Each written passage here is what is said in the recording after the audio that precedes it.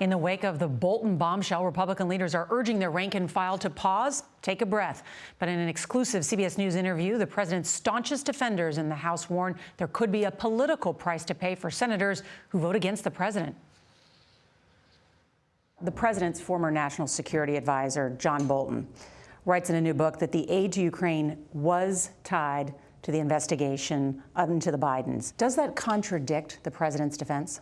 Well, I don't see it as a contradiction, but right now we're commenting on what we believe was leaked to the New York Times, and we've seen this play before. He says it was well known within the White House that the aid was tied to the announcement of investigations, political investigations. I've read every word of the deposition. The Democrats' star witness, which is Gordon Sondland, as you saw in the president's team's testimony, they said he presumed and assumed there was no direct conversation, and Adam Schiff chose not to subpoena and continue that process with John Bolton, and they rushed this case. But Ambassador Bolton also makes the charge that the president was at odds with his entire national security team, that the Secretary of Defense, the National Security Advisor were all urging the president in late August to release the aid, and that the president refused and, according to Bolton, kept up bringing conspiracy theories about Ukraine.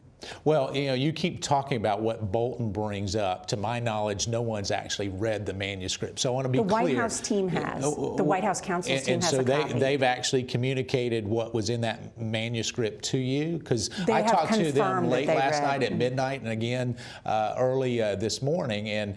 And specifically, when we look at that and what is in the manuscripts and what is not relevant when it comes to this. Wouldn't what he has to say be of interest to members of Congress? Whether Mr. Bolton is writing a book or not, frankly, that's what everybody does in this town. But what we go back to is let's write about the facts. We know that nothing happened from the Ukrainians' point of view, and then it got the aid. And I think at the end of the day, this will be an important issue to address outside the confines of an impeachment trial. You don't question the timing of this so-called release. We haven't even seen the book. This is very questionable to me. This is just like the Kavanaugh thing. It's like the Democrats drip out all this stuff to try to cause some controversy and influence thing.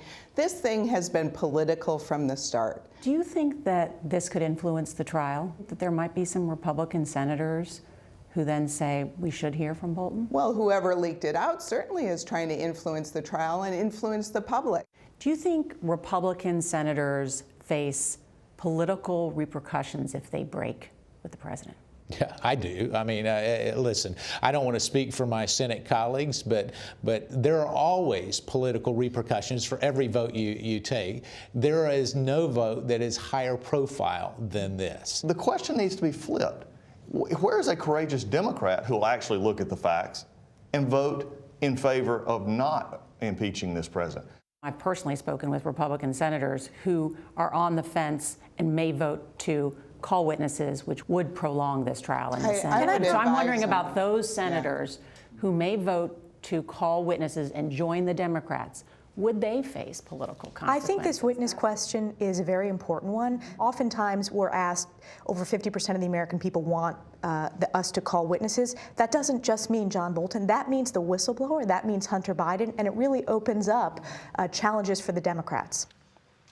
CBS News will have live coverage of the final day of the president's defense at his impeachment trial tomorrow. That's beginning at 1 p.m. Eastern.